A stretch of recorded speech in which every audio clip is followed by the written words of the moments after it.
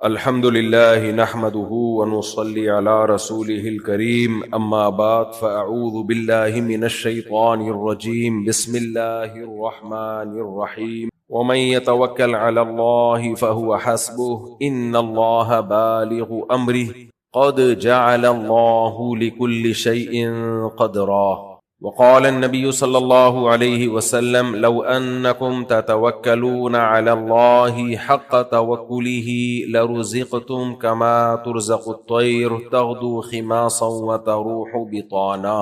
قرآن مجید کی ایک آیت تلاوت کی ہے، اللہ تعالیٰ سے دعا ہے اللہ تعالیٰ صحیح طرح سے بات کہنے کی، سننے کی، سمجھنے کی، اور پھر ہم سب کو اللہ عمل کی توفیق عطا فرمائے۔ اس مسجد سے میرا بہت پرانا رشتہ ہے۔ 2005 میں میں نے یہاں بیانات شروع کیے تھے، 20 سال ہو گئے۔ 20 سال کا عرصہ کم نہیں ہوتا۔ اس دوران بڑے عروج و زوال دیکھے ہم نے، سیاسی تبدیلیاں دیکھیں، تو اسی حساب سے ہمارے بیانات کے رخ بھی چینج ہوتے رہے۔ جو وقت کی ضرورت تھی اس حساب سے چلتے رہے بیانات۔ جنرل مشرف کی حکومت آئی تھی، پھر بہت کچھ ہوا، لیکن ہم چینج نہیں ہوئے بھائی، ہم ویسے کے ویسے۔ اس وقت بھی 4 شادیوں پہ بات کرتا تھا، آج بھی کرتا ہوں۔ بہت ڈھیٹ آدمی، 20 سال 4 شادیوں پہ بولنا آسان نہیں ہے۔ اتنا ڈھیٹ آپ نے اس کائنات میں دیکھا نہیں ہوگا۔ 20 سال کے بعد تجربہ ہو جاتا ہے کہ میں صحیح بولتا تھا غلط بولتا تھا۔ تو خیر میرا یہ ٹاپک نہیں ہے، تو میں نے ویسے ہی بیچ میں، کیونکہ جو لوگ مجھے سنتے ہیں وہ 20 سال سے یہ ٹاپک سن رہے ہیں۔ اس وقت مجھے بہت ملامت ہوتی تھی، یہاں بھی لوگ کہتے تھے خدا کے لیے ہر بیان میں یہ ٹاپک لے آتے، اس کو چینج کرو چینج کرو۔ میں بولتا ہی رہا۔ یہ میں اس لیے بیان کر رہا ہوں، میں ابھی شادیوں پہ بیان نہیں کروں گا، لیکن میں یہ بتا رہا ہوں کہ اس مسجد سے رشتہ بہت پرانا ہے اور میں بہت ڈھیٹ آدمی ہوں۔ صحیح، یہ دونوں چیزیں۔ دلائل کی دنیا میں آپ میرے سامنے کسی چیز کو غلط ہونا ثابت کر دو تو میں مان لوں گا۔ دلائل کی دنیا میں کوئی چیز اگر غلط نہیں ہے تو بھائی عوام کے کہنے سے، پبلک کے کہنے سے صحیح کو غلط اور غلط کو صحیح نہیں کہا جا سکتا۔ دیکھو اسلام نام کس چیز کا ہے؟ حق کی جستجو کا نام کیا ہے؟ اسلام۔ اگر آپ کے دل میں حق کی جستجو ہی نہیں ہے تو پھر اسلام نہیں، پھر تو آپ بائی برتھ مسلم ہو۔ ماں باپ مسلمان تھے تو ہم بھی ہو گئے۔ اصل اسلام کیا ہے؟ حق کی تلاش، اور حق کا حق ہونا جو ثابت ہوتا ہے نا، وہ دلیل سے ہوتا ہے۔ اور دلیل 2 چیزوں کا نام ہے، ایک مشاہدے سے کوئی چیز ثابت ہو جائے اور ایک خبر سے کوئی چیز ثابت ہو جائے۔ دیکھو آپ کہو گے کون سا ٹاپک لے کے بیٹھ گیا، لیکن یہ بہت اہم ٹاپک ہے، اہم مضمون ہے، اس کو ہلکا نہ سمجھیں آپ۔ سارا مسئلہ یہی ہے کہ ہم دلیل کو فالو نہیں کرتے، فرضی چیزوں کو ہم اپنا معبود بنا لیتے ہیں۔ ہندو نے پتھر کے بنے ہوئے بتوں کو جو معبود بنایا، ہندو اس کے سامنے سجدہ بھی کرتا ہے، اس کے سامنے مٹھائیاں بھی رکھتا ہے۔ تو اس دعوے پر ہندو کے پاس کوئی دلیل ہے؟ آپ بولو نا، کوئی دلیل نہیں ہے۔ پھر ایسا کیوں کر رہا ہے؟ کلچر۔ کیونکہ وہ پیدا ہوا، اس نے اپنی ماں کو دیکھا، اپنے باپ کو دیکھا، اپنے پریوار کو دیکھا کہ سب اسی طرح سے پوجتے ہیں، تو اس نے بھی یہ کام شروع کر دیا۔ وہ لوگ گائے کو مقدس مانتے ہیں، کوئی دلیل ہے؟ نہیں بھائی، کوئی دلیل نہیں ہے۔ بھائی گائے کا دودھ پیتے ہیں تو بھینس کا تو زیادہ پیتے ہیں آج کل لوگ، بلکہ ڈبے کا سب سے زیادہ چل رہا ہے مارکیٹ میں۔ تو کوئی دلیل نہیں ہے۔ جس کو مقدس کہہ دیا وہ مقدس گائے بن گئی، جس کو منحوس کہہ دیا وہ منحوس بن گیا۔ عورت کو منحوس سمجھا جاتا ہے بعض سوسائٹیز میں۔ بھئی کل کسی نے مجھ سے سوال پوچھا، جب سے میری شادی ہوئی ہے جاب بھی گئی، حادثات ہو رہے ہیں، یہ نقصان یہ نقصان یہ نقصان یہ نقصان، تو آپ بتاؤ ایسے موقع پہ لوگ کس پہ بلی ڈال دیتے ہیں؟ آنے والی عورت پہ۔ بھئی یہ منحوس ہے، اس کے آنے سے یہ بھی ہو گیا، یہ بھی ہو گیا، یہ بھی ہو گیا، یہ بھی ہو گیا۔ تو کیا یہ دلیل کی بیس پہ کہتے ہیں؟ بھائی کوئی دلیل نہیں ہے۔ بھائی یہ نقصان تو ہونا ہی تھا، اتفاق سے اس ٹائم پہ ہو گیا جس ٹائم پہ وہ آئی ہے، اور اس کی قسمت خراب نکلی۔ میں جاتا ہوں لوگوں کی دکانوں کا، بعض دفعہ ریلیشن کی بیس پہ افتتاح کر لیتا ہوں، کوئی میرا کمیشن نہیں ہوتا، نہ میں کمرشل یوز ہوتا ہوں، وہ بہت ہی قریبی ہے، چل بھائی جا کے ربن کاٹ لو، جاننے والا ہے۔ ایک دفعہ ایسا ہوا، میں کسی کنٹری میں گیا، کسی دوست نے بلایا، میرے جانے کے بعد اس کا کاروبار چمک گیا، دنا دن نوٹ آنے لگے۔ اس نے کہا یار مفتی صاحب آپ کے قدم مبارک ہماری دکان پہ پڑے ہیں اور ہمارا بزنس دنا دن، آپ کائنڈلی دوبارہ آ جائیں۔ میں نے کہا بھائی صاحب یہ تو اللہ کی قدرت ہے کہ تیرا کاروبار چمک گیا، میں تیری دکان میں آتا، اگلے دن خدا نخواستہ آگ لگ جاتی، تو نے ڈال دینا تھا مفتی صاحب کے قدم کی معاذ اللہ نحوست ہے، یہ بھی تو ہو سکتا تھا نا۔ ایسے لوگوں سے میں بہت ڈرتا ہوں۔ عقیدت کی بیس یہ نہیں ہونی چاہیے وہ آئے تو فائدہ ہو گیا، وہ نہیں آئے تو نقصان ہو گیا، یا وہ آئے تو نقصان ہو گیا. بھائی یہ بیس نہیں ہونی چاہیے. اسلام میں مبارک کسے کہتے ہیں، منحوس کسے کہتے ہیں، اس کا پوری ایکسپلینیشن ہے، پوری ڈیٹیل ہے، تفصیل ہے. ہو سکتا ہے کسی نیک آدمی کے جانے سے آپ کا کاروبار چمک جائے، یہ اللہ کے لیے مشکل نہیں ہے. لیکن یہ بھی تو ہو سکتا تھا کوئی اتفاق سے حادثہ آنے والا ہوتا اور حسن اتفاق سے ہم پہلے پہنچ جاتے ہیں. وہ آگ لگنی تھی، وہ میری غلطی کہ میں پہلے چلا گیا تو اس کے بعد لگ گئی تو میرے کھاتے میں ڈال دیں گے. تو دلیل کے بغیر کسی بھی چیز کو فالو کرنا، یہ کام آپ کو اسلام کے قریب لانے کے بجائے اسلام کے دور لے جائے گا. اچھا، جو طبقہ سب سے زیادہ دلیل کرتا ہے نا، ہم ہر چیز دلیل سے مانتے ہیں، وہ طبقہ ہے جو مذہب کو فالو نہیں کرتا. وہ کہتے ہیں مذہب کو نہیں مانتے، دلیل سے ہم بات کو مانتے ہیں. آپ نے دیکھا ہوگا سیکولر لوگوں کا طبقہ، وہ کہتے ہیں مذہبی لوگ جنت کو مانتے ہیں، جہنم کو مانتے ہیں، دیکھا ویکھا تو ہے نہیں، دلیل سے ثابت کرو. اور یہ سیکولر لبرل طبقہ سب سے زیادہ دلیل کی مخالفت کرتا ہے. سمجھ میں آ رہی ہے بات کہ نہیں آ رہی؟ یہ لوگ سب سے زیادہ دلائل کے خلاف ہوتے ہیں، کیونکہ ان سے بہت بڑی مسٹیک پتہ ہے کیا ہوتی ہے؟ یا تو یہ خدا کے وجود کا انکار کرتے ہیں کہ اللہ ہے ہی نہیں. او بھائی، یہ کائنات کیسے بن گئی، آنکھیں کیسے بن گئی، ناک کیسے بن گئی، لمبی پھینک دی کہ خود بخود بنی ہے. یہ آپ کو پتا ہے بچے کے پیٹ میں ماں کے پیٹ میں جو بچہ ہے نا، اس بچے کی آنکھیں ایک دم پوری بنتی ہیں. انگلیاں تو گرو کرتی ہے نا، پہلے نہیں ہوتی، چھوٹی ہوتے آنکھ کے سارے پرزے ایک ساتھ بنتے ہیں سارے پرزے. آنکھ ایک ڈیجیٹل کیمرہ ہے، ڈیجیٹل کیمرے میں لینسز کی جو ایڈجسٹمنٹ ہے وہ آسان کام ہے یا مشکل کام ہے یا بے انتہا مشکل کام ہے؟ بولو، بے انتہا مشکل کام ہے. ایسا نہیں ہو سکتا کہ میں ڈیجیٹل کیمرہ بناؤں اور میں دو لینسز کو ٹھک کر کے ٹھوکوں اور میں بول لے بھائی، نا اس میں بڑے بڑے ماہرین انجینئرز ہیں جو ان لینسز کو ایسا فٹ کرتے ہیں کہ ذرا سا بھی لینس دائیں بائیں ہوا تو آپ کو ایک کے 2 یا 3 یا 4 نظر آنا شروع ہو جائیں گے یا دھندلا نظر آئے گا آپ کو. ایسی خاندانی ایڈجسٹمنٹ ماں کے پیٹ میں بچے کی آنکھوں کی ہوتی ہے. خود یہی ایک بہت بڑی دلیل تھی کہ یہ بنا نہیں ہے، اس کو بنایا گیا ہے. لیکن آپ ان احمقوں اور بے وقوفوں سے دیکھ لو، کہتے ہیں ہم سائنس کو مانتے ہیں. ہم کس کو مانتے ہیں؟ سائنس. ہم خدا کو نہیں مانتے، سائنس کو مانتے ہیں.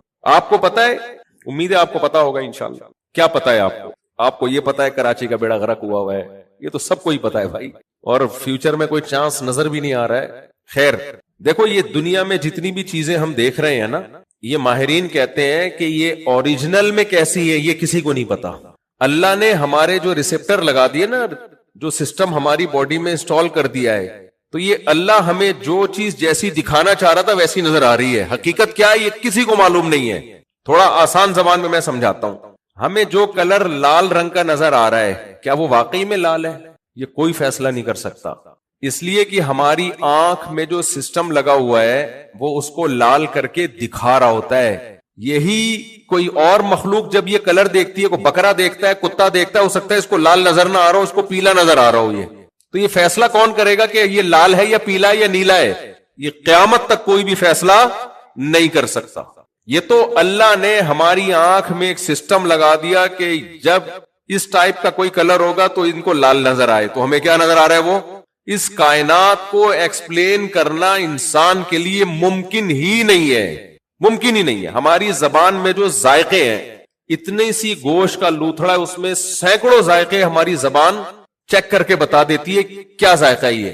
وہ بھی اصل میں ہمارے دماغ کا کھیل ہے سارا. ہماری زبان میں جو ریسیپٹر لگے ہوئے ہیں وہ بتاتے ہیں یہ کڑوا ہے، یہ میٹھا ہے. لیکن یہ ضروری نہیں ہے کہ ہر جانور کی زبان کڑوے کو کڑوا ہی بتا رہی ہو، میٹھے کو میٹھا ہی بتا رہی ہو سکتا ہے اس کی زبان میٹھے کو کڑوا اور کڑوے کو میٹھا بتا رہی ہو. تو فیصلہ کون کرے گا کہ جو حقیقی میٹھا ہے وہ واقعی میں میٹھا ہے یا واقعی میں کڑوا ہے؟ 2% کی انسان کی اوقات نہیں ہے، 2% کی. اور فنٹر اتنا بنا ہوا ہے، تکبر اتنا ہے کہ بنانے والے کا انکار کر دیا اس نے. تو میں یہ عرض کر رہا تھا، اسلام نام ہے دلیل کو فالو کرنے کا. کس کا نام ہے؟ بولو، دلیل کو. کیوں؟ دلیل کی بیس پہ جو فیصلہ ہوتا ہے وہ کیا ہوتا ہے؟ برحق.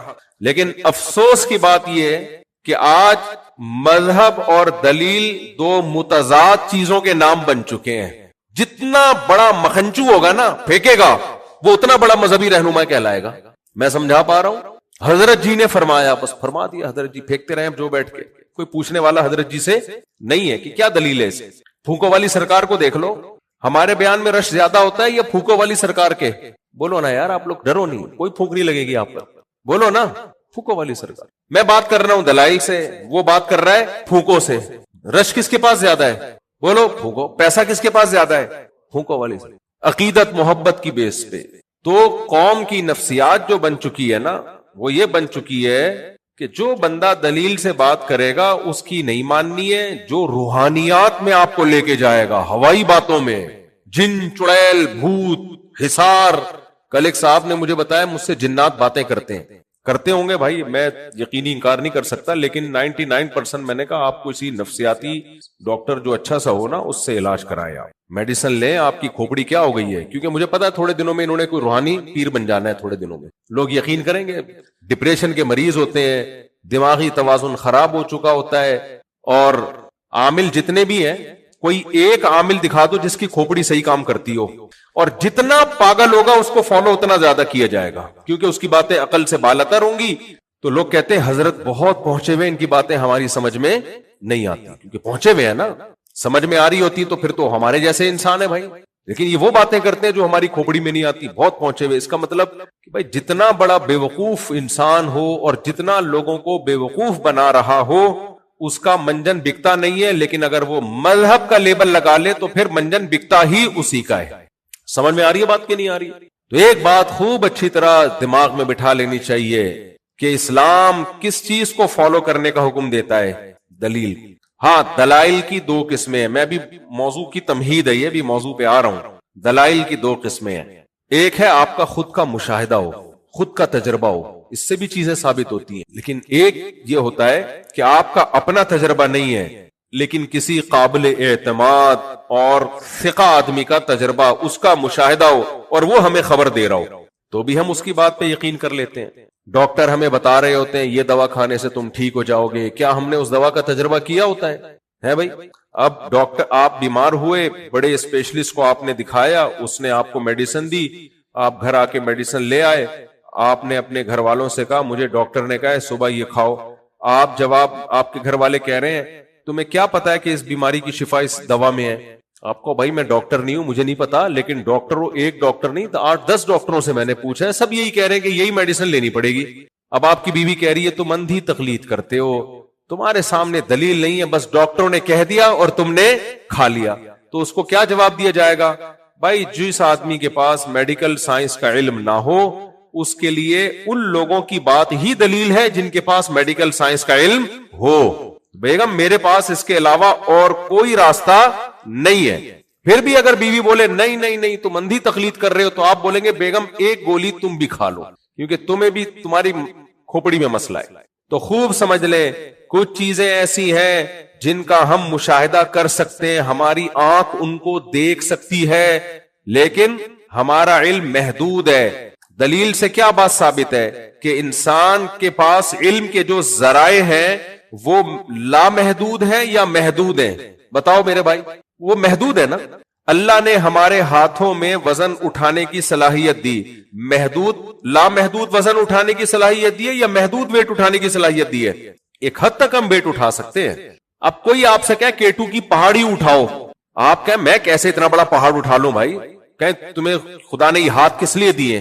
وزن اٹھانے کے لیے نہیں دیے۔ آپ کہو گے بھائی وزن اٹھانے کے لیے دیے، پہاڑ اٹھانے کے لیے نہیں دیے، اتنا ویٹ تھوڑی اٹھا سکتا ہوں میں۔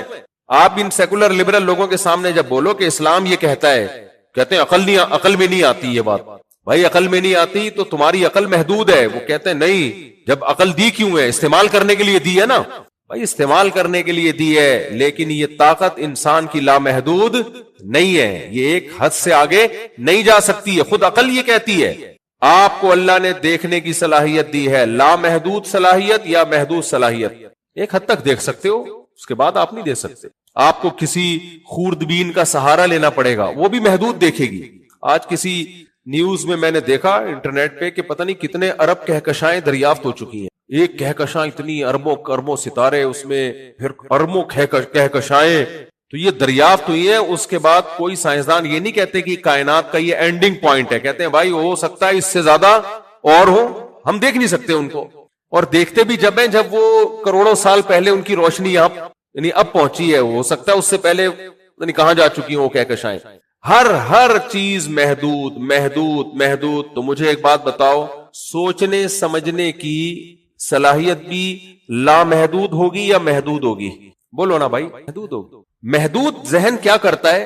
وہ ہمیشہ اپنی عقل اس کے حوالے کر دیتا ہے جس کی عقل اس سے زیادہ ہو.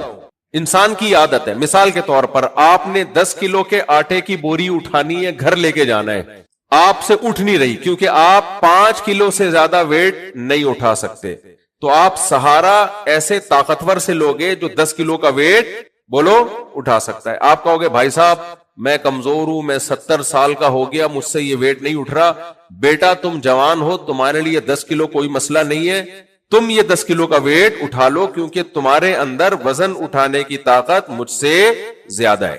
سمجھ میں آ رہی ہے بھائی؟ اسی طرح میرے بھائی عقل کی طاقت بھی محدود ہے. وہ جو آپ ڈاکٹر سے دوا لے کر آئے تھے اس لیے لے کر آئے تھے کہ آپ کے پاس میڈیکل سائنس کا علم نہیں ہے، تو آپ نے کہا جس کے پاس علم ہے اس کے علم سے فائدہ اٹھاؤ اور اپنے علم کو اس کے علم کے سامنے فنا کر دو. علم یہی کہتا ہے کہ جس کے پاس زیادہ علم ہے، کم علم والا زیادہ علم والے کے سامنے اپنے علم کو فنا کر دے. اس کو تقلید، اندھی تقلید نہیں کہتے، اس کو وہ تقلید کہتے ہیں جس کا شریعت نے ہمیں حکم دیا ہے. اندھی تقلید یہ ہوتی ہے کہ جس کے پاس علم نہیں ہے اس کے پیچھے چلے جا رہے ہو آپ. جیسے مشرکین مکہ کرتے تھے، اپنے باپ دادا کی تقلید کرتے تھے. قرآن نے کہا یہ تو خود عقل نہیں ہے ان کے اندر، خود بتوں کی عبادت کر رہے ہیں، تو ان کے پیچھے کیوں چل رہے ہو؟ تو خوب سمجھ لو کچھ باتیں ایسی ہیں جو ہماری عقل وہاں تک نہیں پہنچ سکتی، تو اللہ ان باتوں کو سمجھانے کے لیے پیغمبروں کو بھیجتا ہے. آدم علیہ السلام، نوح علیہ السلام، موسیٰ علیہ السلام، عیسیٰ علیہ السلام، سلیمان علیہ السلام، داؤد علیہ السلام. سب سے پہلا انسانیت کی ابتدا کیسے ہوئی؟ یہ ایک ایسی چیز ہے جس تک ہماری عقل نہیں پہنچ سکتی. سارے پیغمبر جتنے بھی اللہ کے نمائندے، موسیٰ علیہ السلام، عیسیٰ علیہ السلام، داؤد علیہ السلام، جن کی تعلیمات آج ہمارے سامنے موجود ہیں، سب ایک بات پر متفق ہیں کہ انسانیت کی ابتدا بندر سے نہیں بلکہ آدم سے ہوئی ہے. تو کیا خیال ہے؟ عقل کا تقاضا یہ ہے کہ کم علم والا علم والوں کے سامنے ہتھیار ڈال دے اور یہ مان لے کہ انسانیت کی ابتدا کہاں سے شروع ہوئی؟ بولو آدم علیہ السلام. اس کو نام ماننا اور کہنا میں سائنس کو مانتا ہوں، تو یہ خود بہت بڑی بے عقلی ہے. دوسری بات، ہم کیوں بنے، ہمیں کیوں پیدا کیا گیا؟ میری اور آپ کی زندگی کے لیے اس سوال کی سب سے زیادہ اہمیت ہے. مجھے اور آپ کو کیوں بنایا گیا؟ اس سوال کا جواب ہم خود عقل سے تلاش کر سکتے ہیں؟ بولو نہیں کر سکتے. ہمیں کیا پتا بھائی، ہم تو جب پیدا ہوئے تو ایک عدد اماں ملی، ایک عدد ابا ملے، پھر ہم اسکول میں گئے، وہاں ہم پڑھنے لگے اور میٹرک کیا، انٹر کیا. اپنے جیسے لوگ تھے، وہ تو خود بنے ہوئے، وہ ہمیں کیا بتائیں گے؟ اللہ نے پیغمبروں کو بھیجا اور پیغمبروں کے ذریعے یہ کہلوایا کہ انسانوں کو بتا دو کہ میں نے تمہیں کیوں پیدا کیا ہے. روٹی کمانا تمہاری ضرورت ہے، تمہارا مقصد نہیں ہے. کاروبار کرنا، بزنس کرنا، صحت کا خیال کرنا، یہ سب کی سب چیزیں تمہاری ضرورت ہے، تمہارا مقصد حیات یہ سب کی سب چیزیں نہیں ہے. اسی طرح شادی کرنا، بچے پیدا کرنا، خاندان آباد کرنا، یہ سب تمہاری ضرورتیں ہیں، تمہارا مقصد حیات نہیں ہے. مقصد حیات کیا ہے؟ یہاں انسانی عقل خود بخود نہیں پہنچ سکتی. اس کے لیے ہمیں اس کا سہارا لینا پڑتا ہے جس نے ہمیں پیدا کیا. جو کریٹر ہے، جو بنانے والا ہے، وہ بتائے گا کہ میں نے کیوں بنایا. جب بھی کوئی مشینری ہمارے سامنے آتی ہے جو عجیب و غریب ہو، ہم نے پہلے کبھی اس کو نہ دیکھا ہو کہ یہ کس مقصد میں استعمال ہوتی ہے، تو ہم بنانے والے سے رابطہ کرتے ہیں کہ اس کو کیوں بنایا گیا. مثال کے طور پر مجھے ایک بات بتاؤ، اب تو ہم موبائلوں کا استعمال کر رہے ہیں. جب موبائل دنیا میں نہیں تھے اور اچانک کسی نے کسی کے سامنے آئی فون کا ڈبہ لا کے رکھ دیا، آئی فون رکھ دیا، اس کو سمجھ میں آئے گا یہ کس مقصد کے لیے؟ اسے کہا جائے کہ اپنی عقل استعمال کر کے غور کرو یہ کیوں ہے، وہ کبھی بھی قیامت تک پہنچ ہی نہیں سکتا. وہ کبھی اس کو پاپا سمجھ کے چائے میں ڈبو کے کھانے کی کوشش کرے گا، یار دیکھتا ہوں کیا ہے یہ. کبھی یعنی وہ زندگی برباد کر دے گا، اس کو سمجھ میں نہیں آئے گا کہ اس کو بنانے والے نے بنایا کیوں ہے. وہ سمجھے گا شاید یہ لوہے کا پتھر ہے، لڑائی اور پھڈے میں کام آئے گا، وہ اس میں استعمال کرے گا. کبھی دیکھے گا اس کے شیشے میں نظر آ رہا ہے تو سمجھے گا یہ گلاسز ہیں جو صحیح طرح بنے نہیں ہیں، یہ بال سنوارنے کے لیے. جیسے میں ابھی اپنی پگڑی صحیح کر رہا تھا، اکثر صحیح کرتا ہوں موبائل کے شیشے میں، جب کچھ نہیں ہوتا نا تو موبائل نکالتا ہوں، دیکھتا ہوں ہاں بھائی پگڑی سیٹ بندی ہوئی ہے، مجھے نہیں پتا بندی ہوئی ہے کہ نہیں بندی ہوئی، بہرحال کتنی کنفیوژن ہوگی بھائی. ٹائم بچانے کا سب سے بہترین راستہ یہ ہے کہ موبائل کمپنی یا جنہوں نے بنایا، جس نے دکان سے خریدا، وہاں جا کے پوچھ لو یار یہ کیوں بیچ رہے ہو اس کو بیٹھ بیٹھ. مسئلہ 2 منٹ میں حل ہو جائے گا کہ نہیں ہو جائے گا. لیکن آپ نے کہا نہیں میں اندھا مقلد نہیں ہوں. سائنسدان جو یہ کہہ رہے کہ موبائل یہ کال کرنے کے لیے ہے، میں سائنسدانوں کی بات پر ایمان کیوں لے کر آؤں؟ تو لوگ کیا کہیں گے؟ بھائی جس کمپنی نے بنایا ہے اس سے بہتر تو جانتا ہے، تیرے پاس علم اس سے زیادہ ہے. دنیا میں جب بھی کسی چیز کا مقصد پوچھا جاتا ہے تو جس نے بنایا ہے اس سے بہتر کوئی مقصد نہیں جانتا. آپ اس پیمپر کو نا جو بچوں کے لگے ہوتے ہیں کسی گاؤں دیہات میں لے جائیں جنہوں نے کبھی پیمپر نہ دیکھا ہو، وہ کبھی بھی نہیں کہیں گے یہ وہ چڈی ہے جو بچوں کے ہگنے موتنے کے لیے. وہ کہیں گے اتنا صاف ستھرا خوشبودار، وہ سمجھیں گے تکیہ ہے. کہیں گے 8-10 ایسے اور لے آؤ، ہم تکیے کی جگہ یا بستر کی جگہ اس کو بچھا دیں گے نرم ملائم اور اس پہ سو جائیں گے. تو پیمپر بنانے والی کمپنی بتائے گی بھائی یہ تکیہ نہیں ہے. ایسے کتنے واقعات ہیں نا، لوگ کیا چیز کو کیا سمجھ کے استعمال کرتے رہے. جب افغانستان میں جنگ شروع ہوئی نا شروع میں، تو انہوں نے یہ میزائل نہیں دیکھے تھے. تو رشیا کے جب میزائل آ کے گرتے تھے تو جو گاؤں دیہات کے لوگ ہیں ان کو نہیں پتا تھا یہ کیا ہے. تو کہیں چلتے ہوئے کوئی کھوکا نظر آیا، وہ اس کو گلاس کے طور پر لسی ڈال کے اس میں کھوکے میں پی رہے ہوتے تھے. کسی نے کہا ہے، پتہ نہیں صحیح کہا ہے یا پاکستان میں پھینکو بھی بہت ہیں، کسی نے کہا کہ جب یہ گاڑی نئی ایجاد ہوئی نا، موٹر کار کسی گاؤں میں گئی تو لوگ بڑے حیرانگی سے دیکھ رہے تھے اس کو. جنہوں نے آتے ہوئے نہیں دیکھا نا وہ کھڑے ہو گئے، تو کوئی اس کو گھاس لا کے ڈال رہا ہے، کوئی پانی سامنے رکھ رہا ہے، کوئی یہ نیا جانور ایجاد ہوا ہے. کیا ہے بھائی؟ میرے بھائی موبائل سے زیادہ پیچیدہ مشین انسان کی، موٹر کار سے زیادہ پیچیدہ مشین بولو انسان کی ہے، ہوائی جہاز سے پیچیدہ مشین اس انسان کی ہے جس نے ہوائی جہاز کو بنایا، روبوٹ سے زیادہ پیچیدہ مشین اس سائنٹسٹ کی ہے جس نے اس روبوٹ کو ایجاد کیا، خلائی سیاروں سے زیادہ پیچیدہ مشین اس دماغ کی ہے جس نے یہ سیارے ایجاد کیے. سب سے زیادہ اس کائنات میں جو پیچیدہ ترین مخلوق ہے وہ کون سی ہے؟ انسان، جس کا دماغ انتہائی ذہین. لقد خلقنا الانسان فی احسن تقویم، سب سے بہترین انداز میں کسی مخلوق کو اگر ڈیزائن کیا گیا ہے اس مخلوق کا نام کیا ہے؟ انسان. اب آپ مجھے ایک بات بتاؤ، کیا اس کا کوئی پرپز نہیں ہوگا اس کو پیدا کرنے کا؟ ہے اس کو بنانے والے نے بنا کے چھوڑ دیا جو مرضی کر بھائی. تو عقل مند انسان وہی ہے. اب آپ غیر مسلموں سے پوچھو ہم کیوں بنے، کوئی جواب نہیں ہے ان کے پاس. تو عقل مندی کا تقاضا یہ ہے کہ اپنا ٹائم بچایا جائے، زندگی کو برباد نہ کیا جائے. بنانے والے سے پوچھا جائے کہ اے بنانے والے تو نے ہمیں کیوں بنایا، تو نے ہمیں بولو کیوں بنایا. بنانے والا کہتا ہے کہ میں خود براہ راست بندوں سے رابطہ نہیں کرتا، میں اپنے نمائندے بھیجتا ہوں جن کو پیغمبر کہا جاتا ہے، اور ان کی پیغمبروں کی ایک طویل فہرست ہے. عیسیٰ علیہ السلام، موسیٰ علیہ السلام، داؤد علیہ السلام، سلیمان علیہ السلام، یوسف علیہ السلام، ابراہیم علیہ السلام، اسحاق علیہ السلام، اور یہ تمام آسمانی مذاہب ان پیغمبروں پر متفق ہیں. پھر آخر میں محمد صلی اللہ علیہ وسلم لا نفرق بین احد من رسولی، اللہ کہتے ہیں سب کی تعلیمات بیسک تعلیمات سیم ہے. وہ سب کی تعلیمات کا خلاصہ کیا ہے کہ بھائی انسان بنا ہے اللہ کی عبادت کے لیے، اللہ کو پہچاننے کے لیے. قرآن میں مختلف الفاظ استعمال کیے گئے ہیں کہ انسان کو کیوں بنایا گیا. ایک جگہ اللہ نے کہا میں نے انسان کو بنایا تاکہ میری عبادت کرے. ایک جگہ اللہ نے کہا کہ میں نے انسان کو بنایا لیبلوکم ایکم احسن عملا، میں دیکھنا چاہتا ہوں اچھا عمل کون کرتا ہے. ایک جگہ اللہ نے فرمایا اما شاکرا و اما کفورا نبتلیہ فجعلناہ سمیعا بصیرا، میں دیکھنا چاہتا ہوں یہ شکر گزار بنتا ہے یا ناشکرا بنتا ہے. اب ایک ہی اللہ 3 مختلف دعوے کر رہا ہے. ایک جگہ کہہ رہا ہے میں نے اس لیے بنایا، عبادت کرتے ہو کہ نہیں کرتے.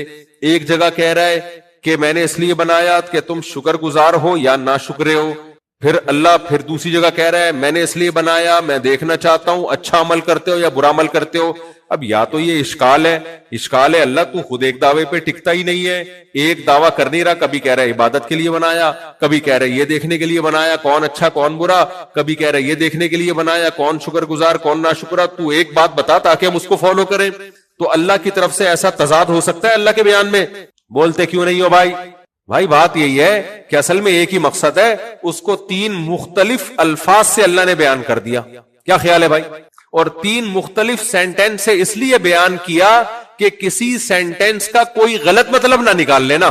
بہت مشکل ہے بھائی اس زمانے میں، دنیا میں سب سے مشکل کام ہے بات سمجھانا. دوسری شادی سے بھی زیادہ مشکل کام ہے یہ، اور بیوی کو دوسری شادی سمجھانا اس سے بھی زیادہ مشکل کام ہے. لوگ مجھ پہ پاس آ رہے ہوتے ہیں کہ ہم جو ہے ہماری بیوی نہیں مان رہی دوسری شادی کے لیے.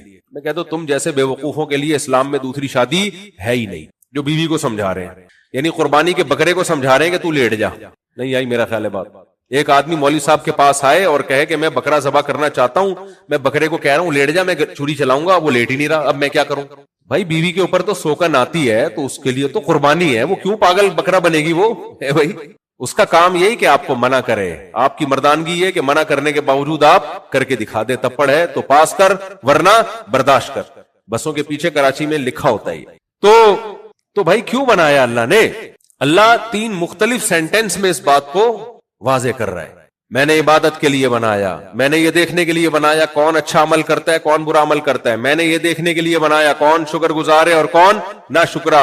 اصل میں ایک ہی چیز کی مختلف تعبیرات. جو شکر گزار ہے تو شکر ہی عبادت کا دوسرا نام ہے. جو اچھا عمل کرتا ہے تو اچھا عمل ہی عبادت کا دوسرا نام ہے. صرف نماز روزہ عبادت نہیں، ہر اچھا عمل کیا ہے؟ عبادت ہے. اور اچھا عمل کسے کہتے ہیں؟ جس کو اللہ نے کہہ دیا اچھا وہ اچھا ہے، جس کو اللہ نے کہہ دیا برا عمل وہ کیا ہے؟ بولو، وہ برا ہے. بس انسان کی عقل ایک حد تک تو اچھے اور برے کو ایکسپلین کرے گی، اس سے آگے انسانی عقل عاجز ہو جائے گی.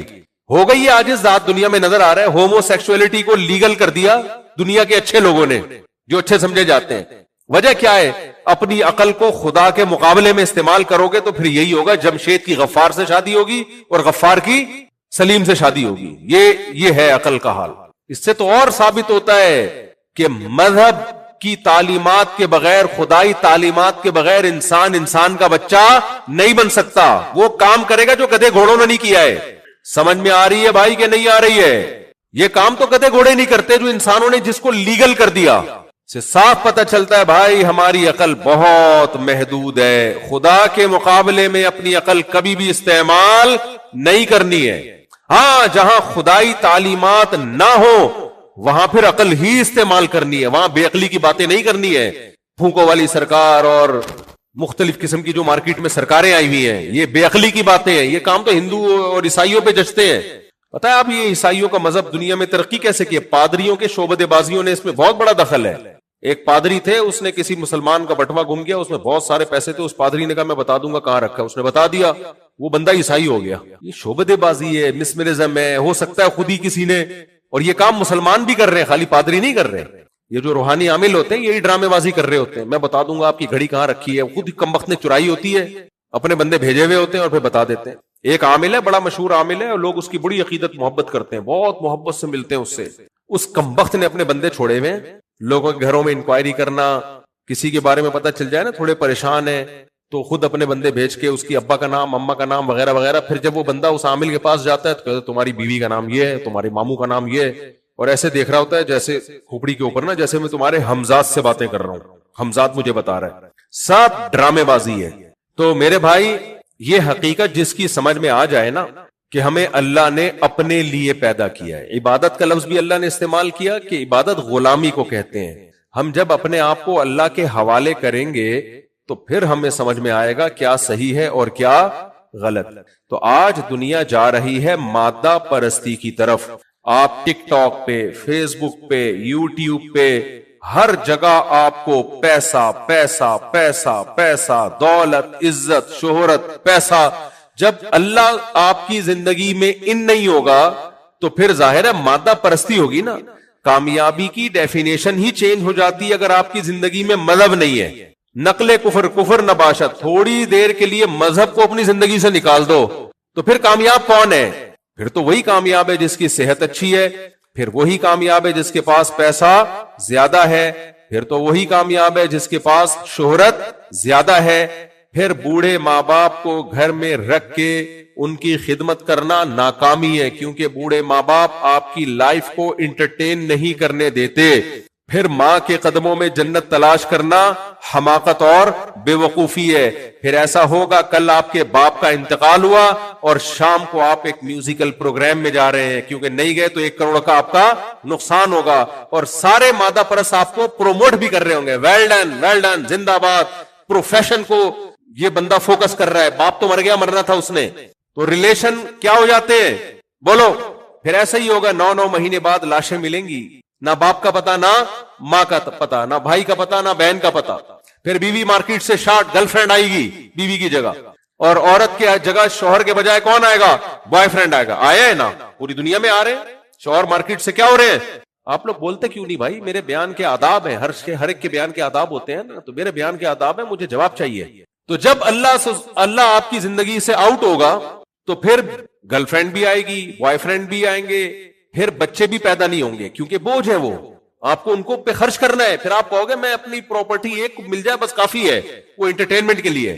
پھر نہ نسل بڑھے گی, پھر ریلیشن بھی صرف مادہ پرستی کی بیس پہ ہوں گے. دوست کو چائے بھی نہیں پلائے گا. پھر جاؤ جا کے باہر کے ملکوں میں دیکھو, چائے تک نہیں پلاتے اپنے دوستوں کو, وہ بھی اپنے خرچے پہ. ہمارے ایک دوست ہے پشاور سے, وہ چلے گئے باہر کسی کنٹری میں, کنٹری کا نام نہیں میں لوں گا, مسائل کھڑے ہوتے ہیں آج کل. کنٹری میں گئے, بہت شوق تھا ان کو باہر جانے کا. پٹھان تھے وہ, پٹھانوں میں تو بڑی دوست کہتا ہے میں کھلاؤں, وہ کہتا ہے میں کھلاؤں, وہ تو بڑا ایک بندہ کما کے پورے خاندان کو کھلا رہا ہوتا ہے. وہ کہتے ہیں میں یہاں آیا تو یہاں تو سارے مطلب پرست. کہہ رہا ہے پھر مجھے ایک انگریز دوست ملا, انگریز نہیں یعنی جو یورپ, جس سارے انگریز تو نہیں ہوتے نا, انگریز تو وہ ہوتے ہیں جو انگریزی بولتے ہیں, وہ تو سارے یورپین تو انگریزی نہیں بولتے. کہہ رہے پھر مجھے اس کنٹری میں ایک گورا ملا جس سے میری دوستی ہوئی, تو ہم نے کہا چلو پکنک پہ کہیں چلتے. بیٹھ گیا میرے ساتھ, میں نے کہا چلو کوئی تو ریلیٹو, کوئی تو ریلیشن ہوا. کہہ رہے ایک جگہ گاڑی روکی, اس نے کہا میں کھانا کھاؤں گا اور میں برگر لے کے آتا ہوں, کہیں حلال برگر کی دکان ہوگی, اس نے بتا دی ہوگی. کہہ رہے کمبخت ایک برگر لے کر آیا, خود بیٹھ کے میرے سامنے کھا رہا ہے. تو میں نے کہا میرا برگر, کہہ رہے جا کے لے لے اپنے پیسوں سے, آپ اس کو مذاق سمجھ رہے ہو. خدا کی قسم, خدا کو اگر سوسائٹی سے نکال دو نا, ہم سب کا انجام بولو. اور یہ جو مذہب سے بغاوت کرنے والے لوگ ہیں, ان کو یہ بات عجیب بھی نہیں لگ رہی. یہ جب میرا بیان سنتے ہیں کہتے ہیں مفتی کیسی باتیں کر رہے ہیں, تو ٹھیک تو ہے, وہ اپنے پیسوں سے اپنا برگر کھا رہا ہے, ہم اپنے پیسوں سے اپنا برگر کھا رہے ہیں. بیگم اپنے کے پیسوں سے خود چائے بنا رہی ہے, ہم اپنے پیسوں سے خود چائے بنا رہے ہیں. کیا خیال ہے, اس میں کیا حرج ہے؟ ابا خود اپنے پیسوں سے کھا رہا ہے اور بیٹا خود اپنے پیسوں سے کھا رہا ہے. ابا کو ضرورت ہے پیسوں کی تو گورنمنٹ دے ان کو, میں کیوں دوں؟ تو کہتے ہیں بہترین خاندانی نظام ہے. بہترین خاندان ہے ہی نہیں تو نظام کہاں سے ہو گیا بھائی؟ تو اللہ سے ریلیشن ختم, مخلوق کا آپس میں ریلیشن بھی بولو ختم, برباد, کچھ بھی نہیں رہے گا, کچھ بھی نہیں رہے گا.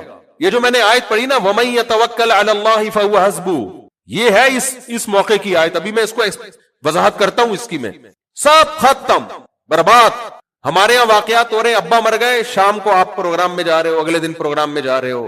سیکولر لبرل لوگ کہہ رہے ہیں بہترین کام, بہترین کام. یورپ اس سے آگے جا چکے ہیں. ان کے ہاں جس دن شوہر مرتا ہے, بیگم اس دن جاب پہ جا رہی ہوتی ہے. سمجھ رہے ہیں کہ نہیں سمجھ رہے؟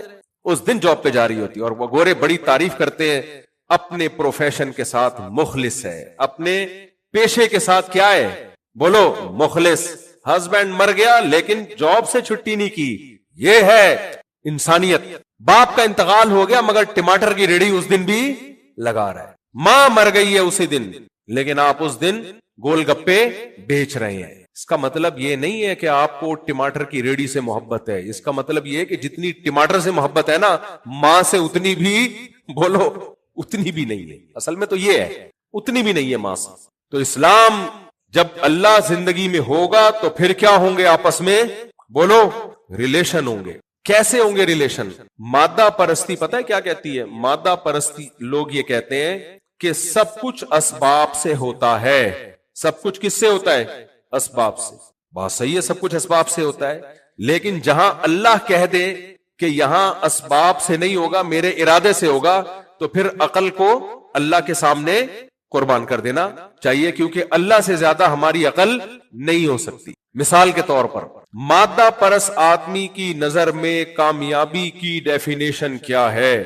جب اللہ نہیں ہے تو ظاہر ہے اسباب ہے, اور اسباب میں دولت, صحت, شہرت, یہ سب کچھ ہے یا نہیں ہے؟ تو یہ سب چیزیں دوسروں کے لیے قربان کرنے سے اسباب یہ کہتے ہیں کہ یہ چیزیں کم ہو جاتی ہیں، آپ کی لائف میں خوشیاں بھی کم ہو جاتی ہیں، کیونکہ خوشی کے اسباب یہ اختیار کرو، اور خوشی کے اسباب کیا ہے؟ ذمہ داریوں سے جان چھڑانا، اس سے انسان کیا ہوتا ہے؟ خوش۔ تبھی وہ ابا اور اماں کو اولڈ ہاؤس میں جمع کرا دیتے ہیں، کیونکہ گھر میں رہیں گے ٹینشن دیں گے، تو اس لیے بہتر حل کیا ہے خوشیوں کا؟ ابا کو کہاں رکھا جائے؟ بولو اولڈ ہاؤس میں۔ اماں کو کہاں رکھا جائے؟ بولو اولڈ ہاؤس میں۔ بیوی پہ خرچ کرنے سے خوشی کم ہوگی، پیسے کم ہو جائیں گے، لہذا بیوی خود کما کے خود کھائے، اس پہ خرچ کرنے کی ضرورت بولو نہیں ہے۔ بچے بھی مت پیدا کرو، کیونکہ بچے پیدا ہوں گے تو ذمہ داریاں بڑھیں گی، ذمہ داریاں بڑھنے سے خوشیاں زیادہ نہیں ہوتی بلکہ خوشیاں کم۔ تو انڈیویجول لائف ہر شخص گزارے اور اسٹرگل کر کے دولت، عزت، شہرت کمائے، اور بالآخر مرنے کے بعد پھر قبر میں ٹینشن زیادہ ہے، قبر مہنگی بھی ہوتی ہے، اس کے لیے جگہ بھی چاہیے، اور پھر نماز جنازہ اور یہ سب مسلمانوں کے جو مسائل ہیں، وہ کفن وفن، یہ سب چیزوں سے بچنے کے لیے آج کل ان ملکوں میں ایک نیا طریقہ آیا ہے، بھائی مردے کو آپ لٹائیں پھٹے پہ اور اوون میں ڈالیں، آپ چند سیکنڈوں میں تکہ کباب آپ کی خدمت میں پیش۔ نہیں آئی میرا خیال ہے بات؟ تو ان کی لائف میں انجوائمنٹ ہی انجوائمنٹ، مرنے کے بعد بھی ٹینشن، بھائی مر گیا تو کیا کریں؟ کرے قبر میں کیڑوں نہیں کھانا ہے نا اس کو، تو بھائی تو مرا ہے تو بعد والوں کو ٹینشن کیوں دے کے جا رہا ہے؟ ہمارے یہاں کوئی بندہ مر جائے تو غسل ہے، کفن ہے، پھر قبر ہے، پھر اس قبر پہ دعائیں بھی ہیں، پھر وغیرہ وغیرہ، پھر اصحال ثواب، اور ابا کے لیے کنواں، اور مسجد میں دیکھا ہو نا یہ جمشید بھائی، مرحوم جمشید کے لیے، مرحوم جو بھائی جو نہ ہوں زندہ ہوں ان سے پیشگی معذرت، بہت سے جمشید مرحوم بھی تو ہے نا، تو یہ پنکھا جمشید مرحوم کے لیے مسجدوں میں دیکھا ہوگا، اب تو کم ہو گیا، پہلے بہت لکھا ہوتا تھا، یہ جو دریا ہے یہ فلاں صاحب کے اصحال ثواب کے لیے، یہ ہوتا ہے لوگوں میں۔ تو اب مجھے ایک بات بتاؤ، تو جب آپ کی زندگی میں مذہب نہیں ہوتا نا، تو تمام تر ٹینشنوں، ذمہ داریوں سے آپ آزاد ہوتے ہو، کیونکہ آپ کی سوچ یہ ہوتی ہے کہ ذمہ داریوں سے آزاد ہونے سے میری خوشیاں بڑھیں گی۔ سمجھ میں آ رہی ہے بات کہ نہیں آ رہی؟ انسانی عقل یہی کہتی ہے، انسانی عقل کہتی ہے بیوی اور بچوں پہ خرچ کرو گے یا ماں باپ کو اولڈ ہاؤس میں جمع کرنے کے بجائے اپنی رسپانسبلٹی پہ گھر میں پالو گے تو آپ کی آمدن بڑھنے کے بجائے کم ہو جائے گی۔ دنیا میں کوئی ماہر شماریات، اکاؤنٹنگ کا ماہر ایسا ہے جو کہتا ہے کہ خرچ کرنے سے آمدن بڑھتی ہے؟ ساری دنیا کے سارے انسان اس بات پر متفق ہیں کہ آمدن سیونگ سے بڑھتی ہے، خرچ کرنے سے کم ہوتی ہے۔ سمجھ میں آ رہی بات کہ نہیں آ رہی ہے؟ لیکن مذہب کچھ اور کہتا ہے۔ مذہب کہتا ہے کہ آمدن سیونگ سے بڑھتی ہے، بے شک، لہذا سیونگ کیا کرو، لیکن جہاں اللہ نے خرچ کرنے کا حکم دیا وہاں خرچ کرنے سے آمدن بڑھتی ہے۔ اب جو اپنی عقل کو اللہ سے زیادہ، اپنے آپ کو اللہ سے زیادہ عقل مند سمجھتے ہیں نا، وہ کہتے ہیں یہ بات ہماری سمجھ میں نہیں آتی، کہتے ہیں ہم نہیں مانتے، لہذا وہ صدقات و خیرات نہیں کرتے۔ لیکن کچھ خوش قسمت ایسے ہیں جو کہتے ہیں کہ بھائی جب اللہ نے کہہ دیا تو ہماری عقل اللہ سے آگے نہیں ہو سکتی، لہذا اللہ کے کہنے پہ صدقہ خیرات کریں گے۔ میں اپنے شیخ حضرت مفتی رشید احمد صاحب رحمہ اللہ تعالیٰ کو بہت تھوڑی سی رقم ہدیہ دیا کرتا تھا، ہم تو طالب علم تھے، ہمارے پاس جیب میں جتنے پیسے ہوتے تھے لسی میں اور چائے پراٹھوں میں نکل جاتے تھے، تو تھوڑے سے پیسے میں اپنے شیخ کو ہدیہ دیا کرتا تھا۔ تو ایک لفافے پہ میں 5 روپے ڈال کے یا تھوڑے سے اماؤنٹ تھا اس پہ لکھتا ہدیہ، اور دوسرے میں صدقے کی کچھ رقم۔ حضرت نے کہا تھا کہ ہر طالب علم ہر مہینے کچھ نہ کچھ صدقہ نکالے اپنی آمدن سے، تو تھوڑی سی رقم میں لفافے میں ڈال کے اس پہ پتہ ہے کیا لکھتے تھے ہم لوگ؟ وظیفۃ لتوسعۃ الرزق۔ اس لفافے کا نام تھا یہ وظیفہ ہے رزق بڑھانے کا، یعنی حضرت نے صدقے کا نام صدقہ نہیں رکھا ہوا تھا بلکہ یہ رکھا ہوا تھا کہ اپنی آمدن بڑھانے کا وظیفہ۔ آج کل لوگ وظیفہ پڑھتے ہیں نا، یہ 100 دفعہ پڑھو گے صبح تو آمدن بڑھے گی، یہ شام 100 دفعہ پڑھو گے تو آمدن بڑھے گی۔ حضرت فرماتے تھے وظیفہ آمدن بڑھانے کا یہ ہے کہ صدقہ کیا جائے۔ تو اس لفافہ جس پہ صدقے کی رقم ہوتی تھی اس لفافے پہ لیبل کیا لگا ہوتا تھا؟ آمدن بڑھانے کا وظیفہ، آمدن بڑھانے کا وظیفہ۔ اب لوگ اعتراض کرتے ہیں مفتی صاحب کہاں سے آ رہا ہے یہ 4 کہاں سے پال رہے ہو، 19 بچوں کو کہاں سے کھلا رہے ہو، صدقہ شروع کر دو، آمدن بڑھانے کا کیا ہے؟ تو اس لیے قرآن نے ایک بات کہی ہے کہ اسلام سے فائدہ انہی لوگوں کو ہوگا الذین یؤمنون بالغیب۔ شروع میں اللہ نے غیب کی تلوار چلا دی ہے، جو اللہ کی باتوں کو بغیر دیکھے یقین کریں گے، اسلام سے فائدہ وہی اٹھائیں گے، اور جو یہ کہیں گے کیسے صدقے سے رقم کیسے بڑھتی ہے، وہ سوچتے رہیں گے اور مر جائیں گے۔ اسلام نے ہمیں بتایا وَمَن يَتَوَكَّلْ عَلَى اللَّهِ فَهُوَ حَسْبُهُ، جو اللہ پہ توکل کرتا ہے اللہ اس کے لیے کافی ہے۔ تو توکل کا موقع کیا ہے؟ جہاں اسباب یہ کہہ رہے ہوں کہ کامیابی اس میں ہے اور اللہ یہ کہہ رہا ہو کہ کامیابی اس میں نہیں ہے، اسباب اور اللہ آپس میں ٹکرا رہے ہوں، تو وہاں جو اسباب کو سامنے رکھ کے زندگی گزارے گا تو یہ اس کی علامت ہوگی کہ اس کا اللہ پہ اعتماد اور توکل نہیں ہے، اور جو اللہ کے آرڈر کو سامنے رکھ کے زندگی گزارے گا یہ اس کی علامت ہوگی یہ اسباب کو اصل نہیں سمجھتا، یہ اسباب بنانے والے کو اصل سمجھتا ہے۔ سمجھ میں آ رہی ہے بات کہ نہیں آ رہی ہے؟ آپ بیمار ہیں، آپ اللہ پہ توکل کر رہے ہیں کہ میں اللہ پہ توکل کرتا ہوں، علاج نہیں کرتا، مر جائے گا آپ، تو یہ توکل نہیں ہے، کیونکہ یہاں اسباب اور اللہ کا حکم آپس میں ٹکرا رہے ہیں، آپس میں نہیں ٹکرا رہا۔ اللہ نے کب کہا ہے کہ علاج نہیں کرو؟ بھائی آپ جاب نہیں کر رہے، کاروبار نہیں کر رہے، لوگ کہتے ہیں پیسہ کیسے آئے گا، آپ کہیں اللہ پہ اعتماد، اللہ کھلائے گا۔ بھائی اللہ نے تو حکم دیا ہے کاروبار کر، دکان چلا، جاب کر، یہاں اللہ کا حکم اور اسباب آپس میں بولو ٹکرا رہے ہیں؟ بولو نا یار، کیوں نہیں بولتے؟ نہیں ٹکرا رہے تو نہیں بولنا، کون سے کیا جا رہا ہے آپ دکان کھول کے بیٹھتے ہی نہیں ہو، دوپہر 2 بجے دکان کھولتے اور 3 بجے چھٹی کر کے گھر آ جاتے ہو، بیگم بول رہی ہے، بچے بول رہے ہیں ابا ایسے دکان کہاں چلے گی، آپ بولتے ہو چلانے والا کون ہے؟ کون ہے چلانے والا؟ اللہ۔ پھر مثالیں دیتے ہو، دیکھو وسیم کے پاس فری پھوکٹ کا کیسے پیسہ آ گیا، اس کی تو کوئی دکان نہیں ہے۔ تو یہ غلط توکل ہے، یہ وہ، کیونکہ یہاں دکان کو ٹائم دینا اور اللہ کا حکم آپس میں بولو نہیں رہے، ٹکرا ہی نہیں رہے۔ اللہ نے کب کہا کہ دکان پہ نہیں بیٹھ، لیکن دکان ہے اور ادھر جماعت کی نماز کا ٹائم شروع ہو گیا ہے، ادھر لمبی لائن ہے گاہکوں کی، کسٹمر کی، اب شٹر گرا کے جماعت سے نماز پڑھنے میں لگ رہا ہے کہ میرا بزنس کا لاس ہوگا، اتنے سارے کسٹمر یہاں سے ٹوٹ کے غفار کی دکان پہ چلے جائیں گے اور مجھ سے یہ ٹوٹ جائیں گے۔ ایسے موقع پہ اللہ کیا کہتا ہے؟ دکان کھولو یا بند کر کے مسجد میں جماعت سے نماز پڑھو۔ بولو نا ادھر توجہ، یہاں اللہ کا حکم اور کمانے کے اسباب آپس میں ٹکرا رہے ہیں۔ ایسے موقع کے لیے یہ آیت ہے وَمَن يَتَوَكَّلْ عَلَى اللَّهِ، جو اللہ پہ اعتماد کرتا ہے اللہ اس کے لیے کافی ہو جاتا ہے۔ وَيَرْزُقُهُ مِنْ حَيْثُ لَا يَحْتَسِبُ۔ اب سوال کیسی عجیب آیت ہے، اللہ کہتے ہیں میں اس کے لیے کافی اور اس کو روزی دوں گا۔ اب انسانی عقل کہتی ہے روزی کیسے دے گا اللہ؟ روزی کے اسباب پہ تو میں لات مار کے آ رہا ہوں، دودھ کی دکان ہے لائن لگی ہوئی ہے، کپڑے کی دکان ہے لائن لگی ہوئی ہے، اور میں دکان بند کر کے نماز پڑھ کے آ رہا ہوں، تو اسباب تو نہیں، اسباب تو رزق پہ لات مارنے کے پیدا ہو رہے ہیں، اور اللہ کہہ رہے ہیں روزی دوں گا۔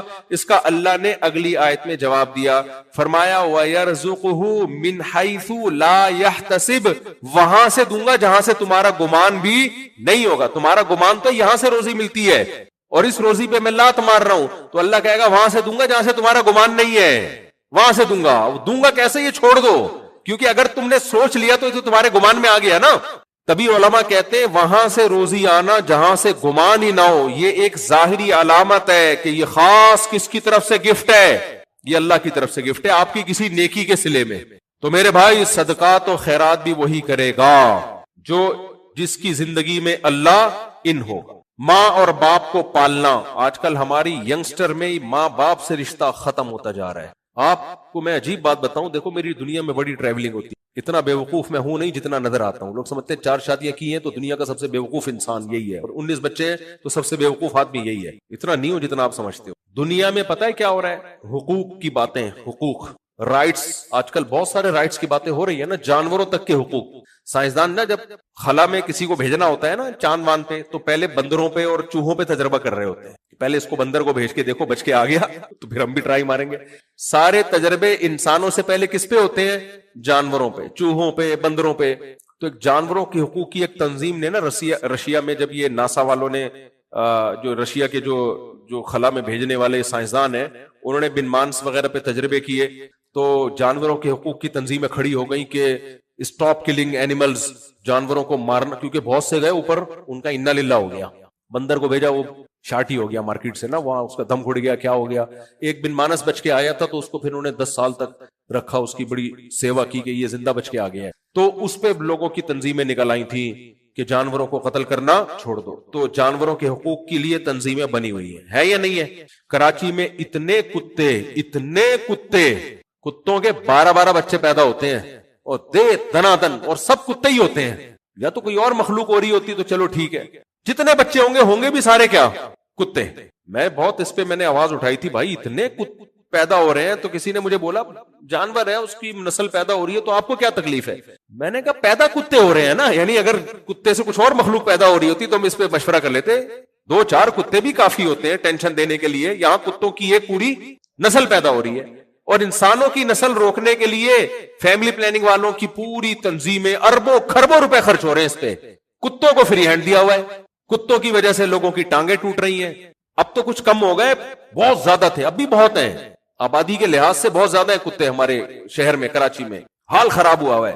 तो उस वक्त तो बहुत वाकयात होने लगे थे, बाइक जाके टकराई, टांग टूट गई, पागल कुत्ते ने काट लिया, बच्चा मर गया, वगैरह वगैरह। तो मैंने उस पे मुहिम चलाना शुरू की, भाई इन कुत्तों को मारो। तो मुझे लोगों ने आके कहा कि जो जानवरों के हुकूक की तंजीमें आपके खिलाफ केस कर देंगी, एक कुत्ता भी आपने मार दिया और वीडियो बन गई ना, गए। तो इससे पता चलता है भाई कुत्तों के हुकूक के मुहाफिज भी दुनिया में बोलो हैं, इस पे तंजीमें बनी हुई हैं, और इसमें इनको बहुत करोड़ों डॉलर मिलते हैं इनको इस पे खर्च करने के। बच्चों के हुकूक की तंजीमें भी हैं, बहुत सख्त हुकूक है बच्चों के, होने भी चाहिए। कारी साहब ने बच्चे को मार दिया, जेल हो गई, होनी चाहिए बिल्कुल, हम भी इसके कायल हैं। इस्लाम में तो बच्चों के बहुत हुकूक हैं भाई।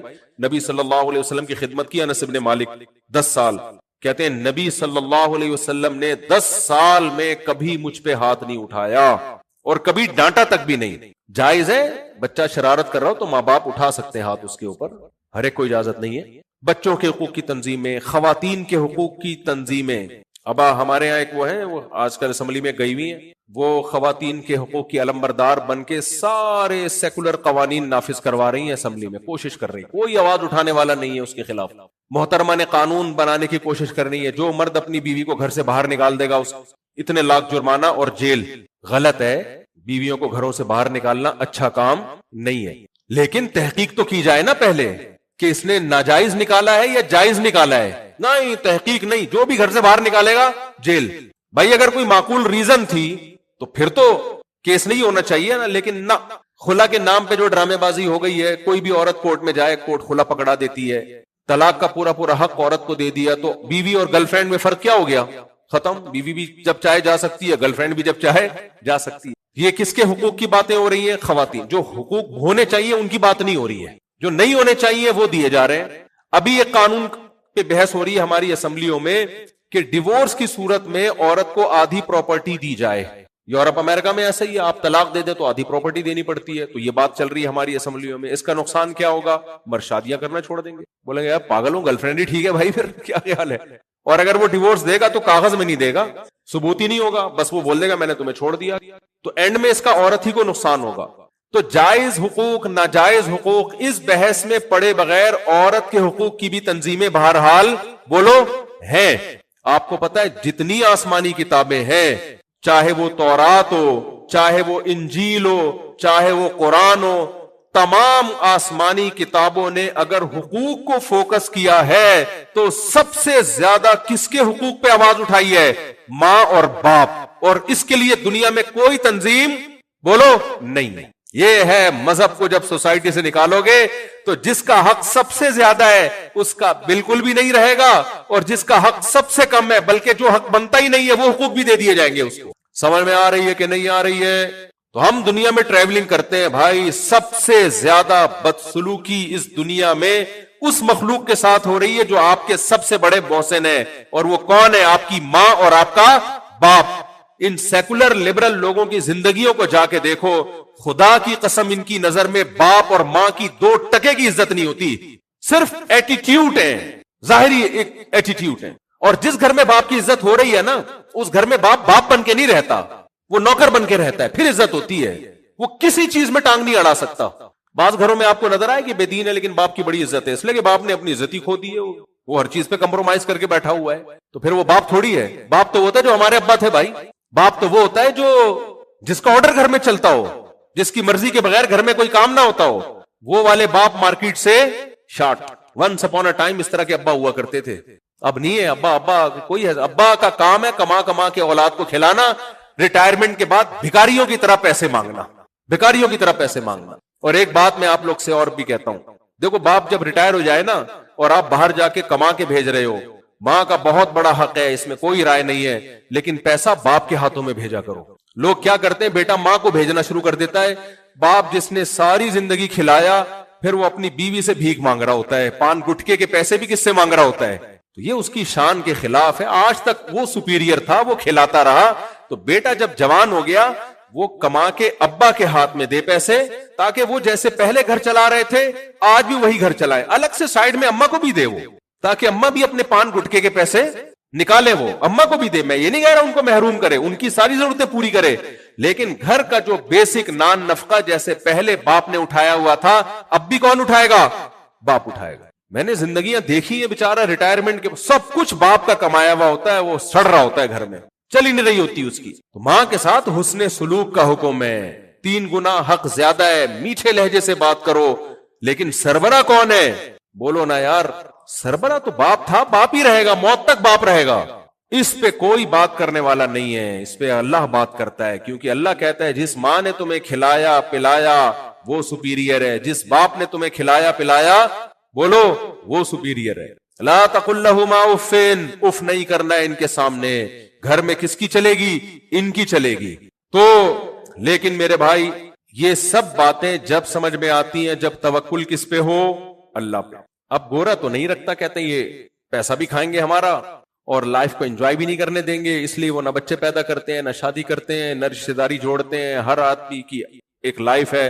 لیکن یہاں اللہ نے ہمیں حکم دیا، اللہ نے حکم دیا نکاح بھی کرو. گورا نہیں کرتا نکاح، خرچہ بڑھ جائے گا. حالانکہ بڑھ نہیں رہا، کچھ بھی نہیں، دھیلا بھی خرچ نہیں ہو رہا، پھر بھی وہ ڈرتا ہے.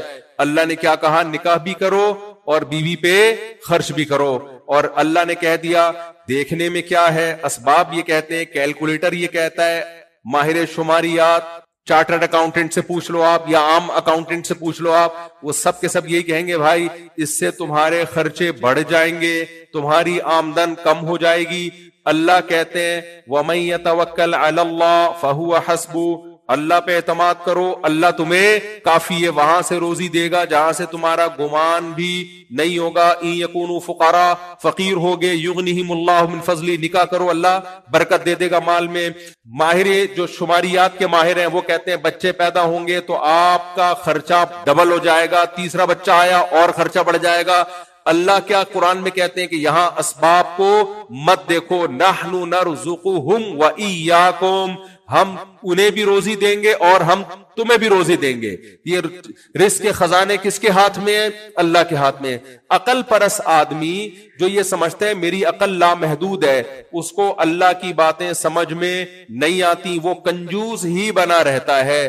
دنیا کا سب سے بڑا کنجوس، یہ سوال دہرایا کرو، لوگوں کے سامنے پوچھا کرو، دنیا کا سب سے بڑا کنجوس کون سا ہے؟ آگے وہ جو بھی جواب دے آپ بولو جواب غلط. سب سے بڑا کنجوس وہ ہے جو اپنے بچے اس لیے نہ پیدا کرے کہ ان پہ خرچ کرنا پڑے گا مجھے. اولاد پہ خرچ کرتے ہوئے جان نکل رہی ہو جس کی، بلی پہ خرچ کر لے گا، کتے پہ خرچ کر لے گا، سمجھ رہے ہو، دوست پہ خرچ کر لے گا، لیکن بچے اس لیے پیدا نہیں کر رہے ان کمبختوں کو کھلانا پڑے گا مجھے. ابے تیری نسل ہے، وہ تیرا خون ہے.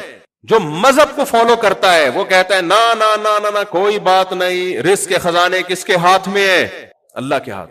اب سیکولر لوگ کہتے ہیں یار ان لاجیکل باتیں کر رہے ہو. آپ بولو جو بات خدا کی تعلیمات کے خلاف ہونا وہ ہے ان لاجیکل. اللہ سے زیادہ کون عقل مند ہے بھائی؟ اللہ سے زیادہ عقل کس کے پاس ہے؟ دنیا پرست آدمی کہتے ہیں ماں اور باپ کو گھر میں رکھ کے ان پہ خرچ کرو گے، لائف میں انٹرٹینمنٹ ختم ہوگی، ذمہ داریاں بڑھیں گی، آمدن یہ کھا جائیں گے.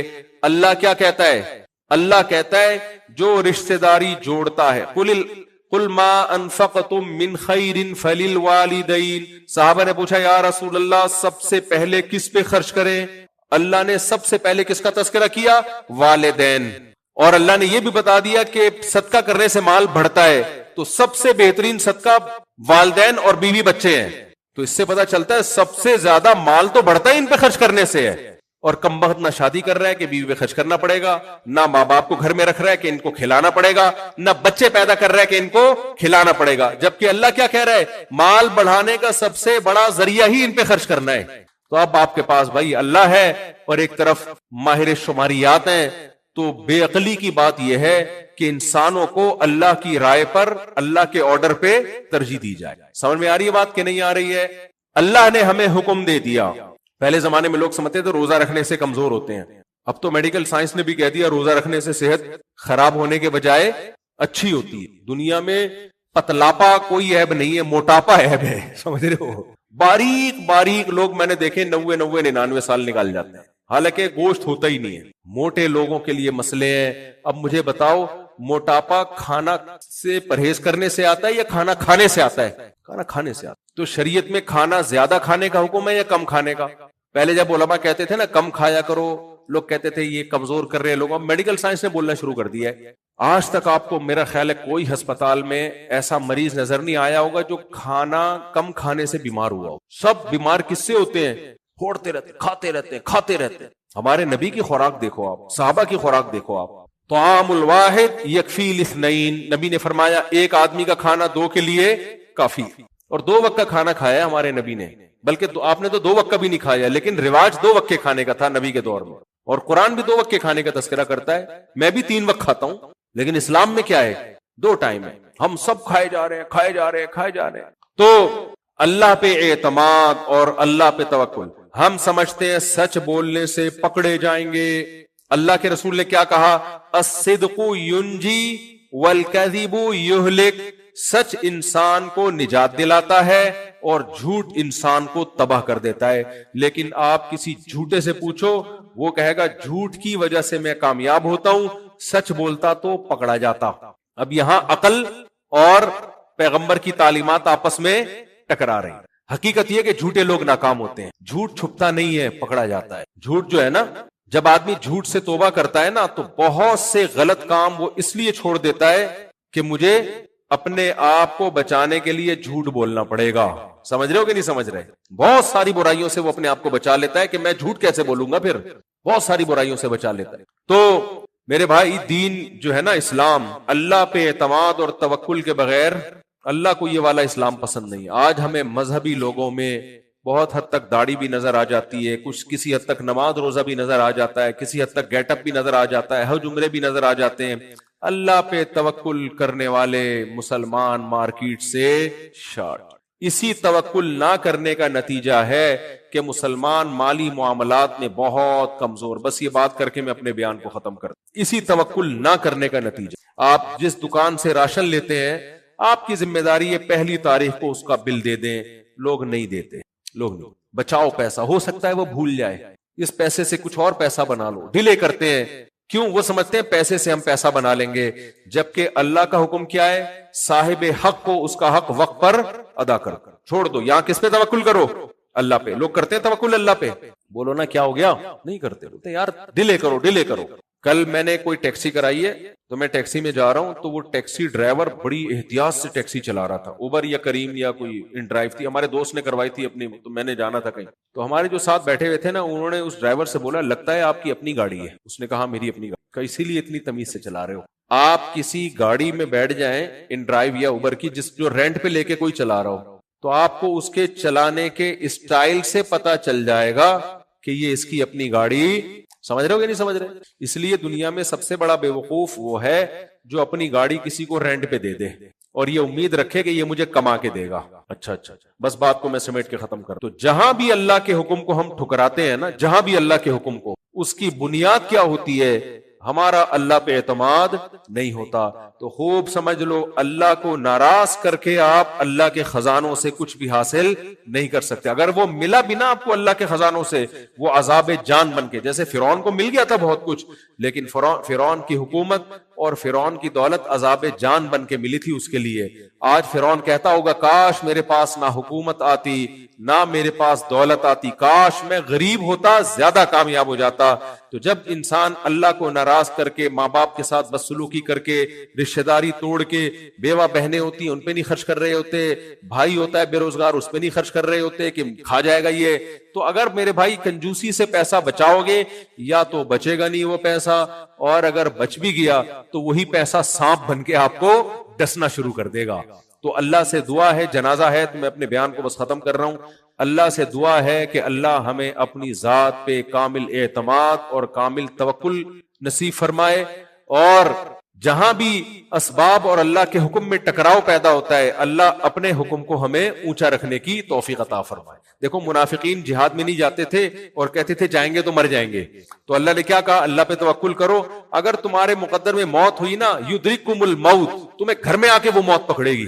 میں ابھی بنیر گیا ہوں نا سیلاب زدگان کی حالات دیکھنے کے لیے, وہاں لوگوں نے بتایا کہ اوپر کچے گھر بنے ہوئے تھے, سیلاب جب آیا تو وہ کچے گھر سے لوگ نکل کے کچھ لوگ پکے گھروں میں آ گئے نیچے کہ یہ مضبوط گھر ہیں, کہہ رہے وہ کچے بچ گئے اور مضبوط گھر ٹوٹ گئے.